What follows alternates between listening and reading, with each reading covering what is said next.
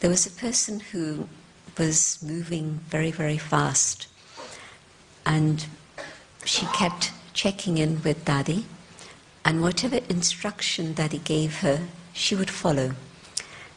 And she had a very close connection. She didn't live in London or even the UK, but in the USA. And she would check in, and Daddy would tell her every time she would meet Daddy. And at one point, she'd moved so far that she had settled a lot of things in her life, and she had one big bondage, and that was her house.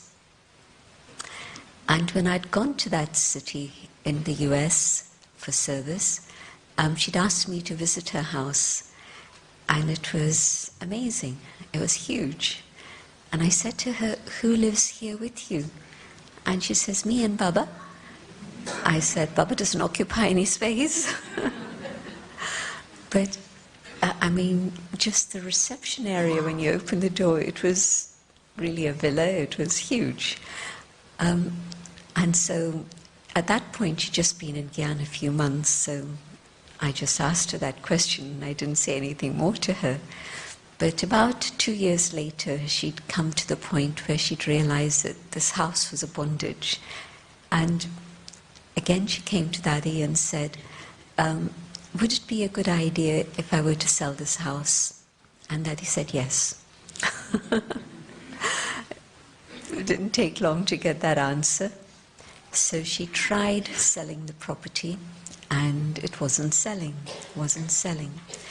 So she came to Daddy again at some point and said, "It's not happening. And so what is it that I'm not doing right?" And Daddy said to her, "Ask yourself, what is your intention?" And she shared the story later, but she did that homework, really going very deeply and asking herself the intention. And it was the month of January, and she wrote to Daddy, "The house is sold."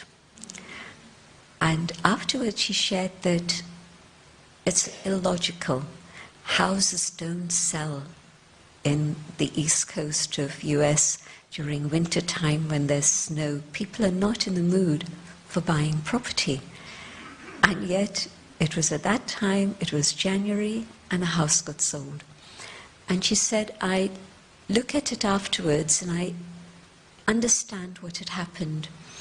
I thought that I wanted to be free from bondage, and so I held that thought that the house should sell. But in fact, I then began to say, but why do I want to be free from bondage?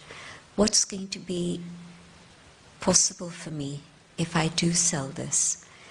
And she realized that deep in her heart was a thought that she wanted to be more available for Baba. And she said that when I put that thought in front of Baba, I want to be free for your service. And genuinely, there was no other thought in her mind except that. It took a few weeks, and the house was sold. And so I'm just seeing that story of intention, really asking myself, okay, I want to do this, and on one level it seems fine, but why do I want to do this? I'll give you another example of a human before going to Baba. Here's a woman who says to Baba, I want to be free from bondage. Touch my husband, make him change.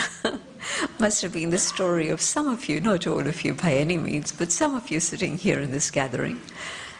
And Baba, you heard Baba's response in the Sakar Murli. That's not my job. You change him through your change of behavior and through your pure vibrations. It's not Baba's job. So why is this woman saying, I want this person to be touched by Baba? It's going to make more life comfortable for her.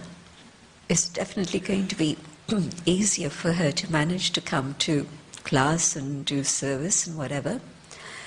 But it's not saying to Baba, I want to be free from my attachment.